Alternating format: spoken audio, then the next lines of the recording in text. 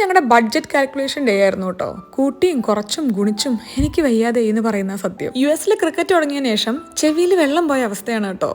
അതവിടെ നിൽക്കട്ടെ, നമുക്ക് പോയി ഡിന്നർ ഉണ്ടാക്കാം. ആദ്യം നമുക്ക് ചിക്കൻ ഒന്ന് ഫ്രൈ ചെയ്തെടുക്കാം. നമ്മുടെ ബേസിക് മസാലസ് എല്ലാം കൂടെ ചേർത്ത് മാരിനേറ്റ് ചെയ്ത് വെച്ച ചിക്കൻ കുറച്ച് ഓയിലും കൂടെ സ്പ്രേ ചെയ്തിട്ട് ഒന്ന് എയർ ഫ്രൈ ചെയ്യാം. ഇനി നമ്മുടെ സാലഡിൽ എന്തൊക്കെ വെജിറ്റബിൾസ് ആഡ് ചെയ്യുമെന്നുള്ള കൃത്യമായൊരു ധാരണയൊന്നും ഇല്ല കേട്ടോ.